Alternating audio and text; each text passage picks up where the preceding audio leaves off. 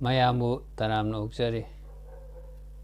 ngasidi lila thagat ngaisu thodokpa leitre aduga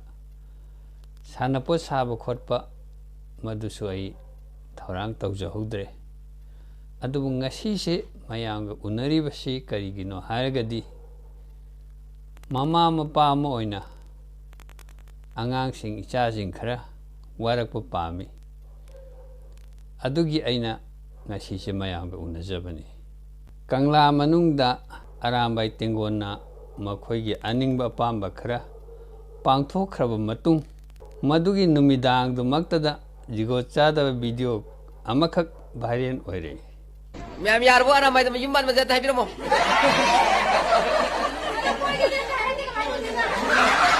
हाय लगे ने tawnu noi tawnu nama nampagi ija suyengde nabung nopagi ija suyengde nakhoina nasagi jat yon thoga nupa ko thi do karigino noina adum hain tawga arambagi nupa singna noibu lobigadro koige bhaibi rakadro noina lege haga arambai nupa singna hita lawradrawa arambai nupa di topo doktho thi singma nupa na noibu lobigadro kai lamdagi laisabino noibo nasagi jat yon thoga nakhoina video na nasulaga nupa ko thi do karigino noi maitai nupi natro maitai gi imung da pokpa maitai nupi ne noise noina maitai nupi singi mamai da amuba kali taisaliba karigino tawnu napa moina ai gyan ta na phajna haige adugumba jigo chada thabak to tawnu nakhoi su narai bakna tamba nasana sagi nupa amam loina lakadau ngaktani nanghoroi do matagam noina video na sakulaga arambai da natadi yum palo dum tawroi kaino do noi nama na palai to na bung do palai to ikai do na mai do tawnu napa moin aina haijini adagi voice tariba angang nupam chai bungon nangsu napa mangni na khalaga aina ngangise bunna taw aina ngonda ngasi wam haige nangi channel du khaktagi khalaga subscriber yamna phangnaba viewer yamna phangnaba mina yam share tawinaba nangonda paisa yam lagnaba aina khalaga nangna adum haina jigo chada video pangnam namma thagat pado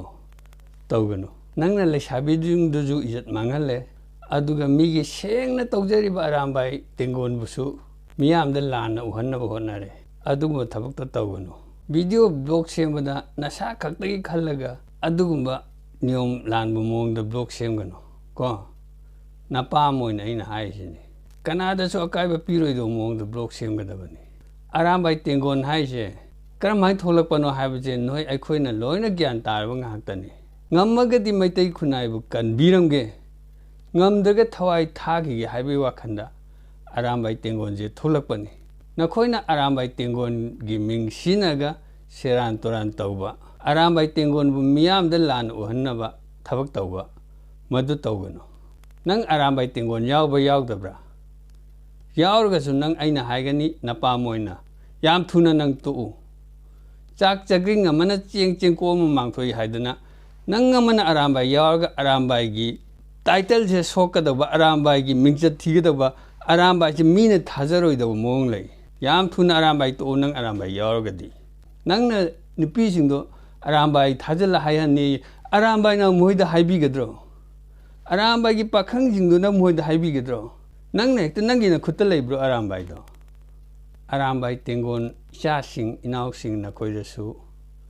ai wa ma haige aidi arambai tengon si yamna thajei na khoina aikhoigi damakta honnari bado yamna thagatli na khoibu na khoina na khoi habadi na khoi arambai gi wa nate kanagamba khara singna sum hai phabungda hippaga leba ningba adu ada madugi manungda ipasu chalibani adubu phabungda hiptragadi aikhoidi upai leite yengo ai haige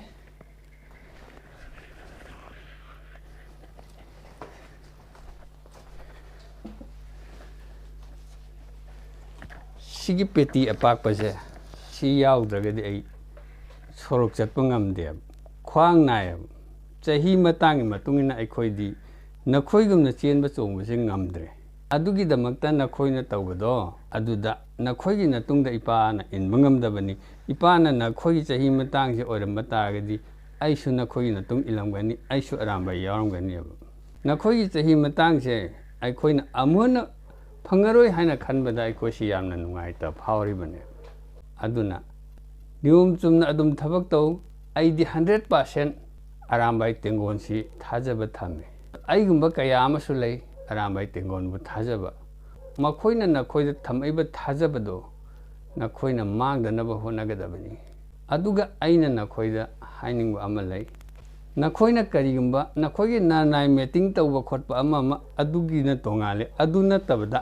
नखोइना करिगुंबा थबक अमा पांगथोउरगा नखोइना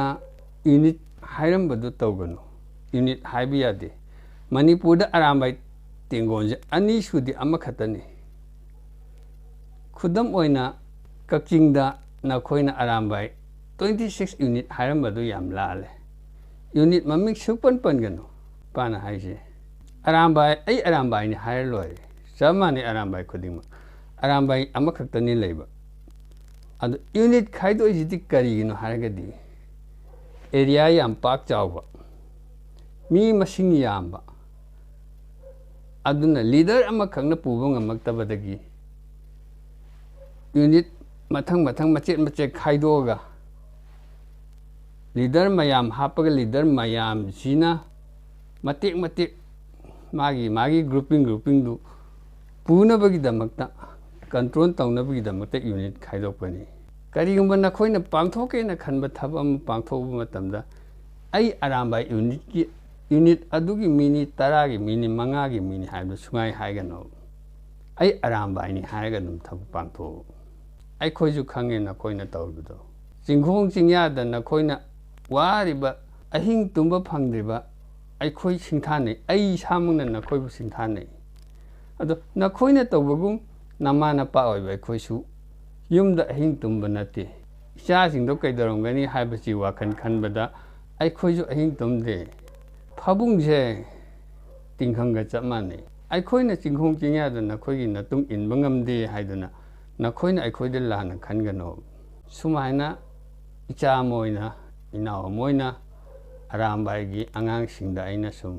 suggestion हाइगद्रा पौताक हाइगद्रा नखोइबु हेन्ना फहनिंगबदगी नथौदा पुनिंग चंगहनिंगबदगी आइना हाइबनी नखोइनासु लाना खनगनुको अदुदी मतांग असिदा मयामगसु आई काइननबगी विदाई